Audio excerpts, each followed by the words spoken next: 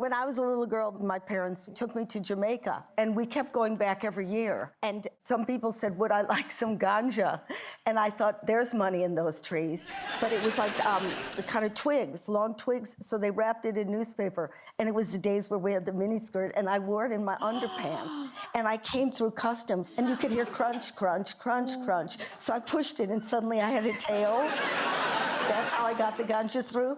Wait, so you were a drug mule? A little. I didn't realise that ganja came in twig form. It comes in twig form, yeah. And I used to sell Girl Scout cookies, so I used the same technique for selling the drugs. I would knock on the door and say, look what I have for you. Do you want a peanut butter cup or do you want some dope? But you wouldn't bake them into the cookies? They didn't do that then. You just sold them a branch for $50 and said, it's been near my vagina, and that made the price go sky high. Ruby, can we have your big sorry, please? So when I got pregnant, I married my husband because I had one egg left. One egg coming down the pipeline. So I got pregnant, but I didn't read the manuals. You know, you're supposed to read that thing. And my waters broke, actually, in an Indian restaurant on a man next to me, because it was a bench, and I went, surf's up. Anyway. Ruby, do you know what a Ruby Murray is? Oh, it's a curry! No, it's Andy Murray's auntie. What the fuck was that? What in the name of God did I just sit through?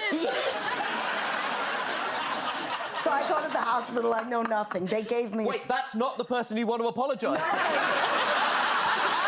No. So they give me a cesarean, because, you know, I still want to do my blow the ping pong ball act. You know, I got a career.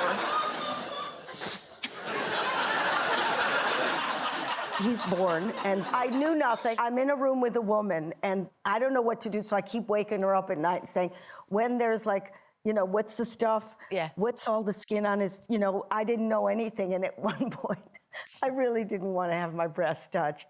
So she was milking hers, and I kind of put him near her breast. And then she woke up and she said, I want her out of here. So I said to the nurses, no, it's okay, because I thought they recognized me from television.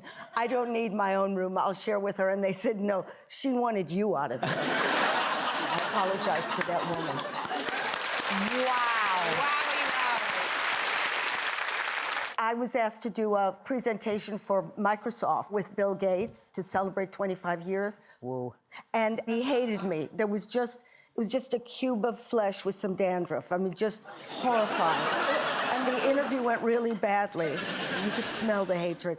And then out comes a chef. So they had a cake to celebrate, and they had big firecrackers. And so both Bill and I, we ran to the back of the cake and both blew to get the sparklers out. But I have more lung capacity than Bill, and I set his eyebrow on fire. Wow. Bill is standing there, and he doesn't notice. And so he's still talking to his boss about the stocks and what the stocks are doing, and I'm watching the fizzle, fizzle, fizzle. So he's got one eyebrow? One eyebrow. It's raining because, you know, the smoke thing has gone the on. sprinklers. And I mean, to be fair, with all that smoke, he could have opened windows. That was very good. That's very good.